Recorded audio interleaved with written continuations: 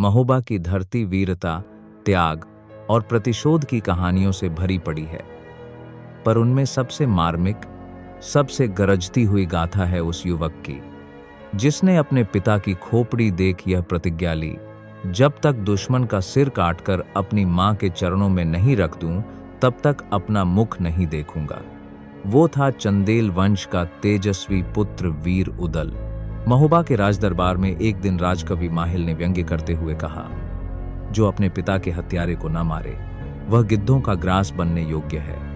दरबार में सन्नाटा छा गया। उदल, जो अब तक बालक था, अब उसकी आंखों में अंगारे थे।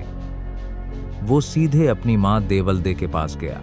देवलदे ने कांपती आवाज में बताया, बेटा, मांडवगढ़ के राजा जंभे और उसके सेनापति रायकरिंगा ने तेरे पिता और चाचा को धोखे से मारकर बरगद की डाल पर टांग दिया था और आज तक वह खोपड़ियां वहीं लटकी हैं। उदल का खून खौल उठा।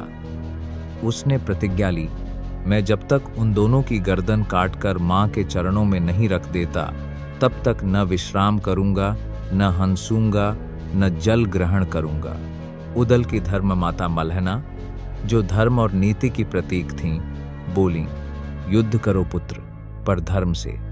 निर्दोष रक्त न बहाना, क्रोध में अंधे न बनना। उदल ने यह शिक्षा हृदय में बसा ली। फिर आल्हा, मलखान, ढेबा और ब्रह्मा जैसे वीरों के साथ जाकर राजा परमाल से युद्ध की अनुमति मांगी। राजा ने देखा कि उदल की आंखों में बिजली है और मन में ज्वाला।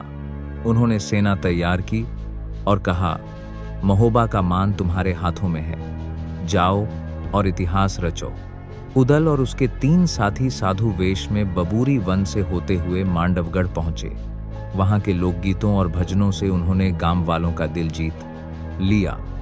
उदल ने राग मल्हार ऐसा गाया कि हवा तक ठहर गई। एक दासी रूपा बांधी रानी कुशला तक ये बात ले गई। रानी ने प्रसन्न होकर उन्हें महल बुलवाया।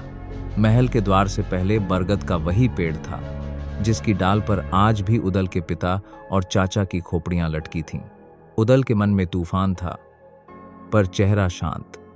दासी ने बताया, इन वीरों की आत्मा तब तक मुक्ति नहीं पाएगी जब तक उनके वंशज प्रतिशोध न लें।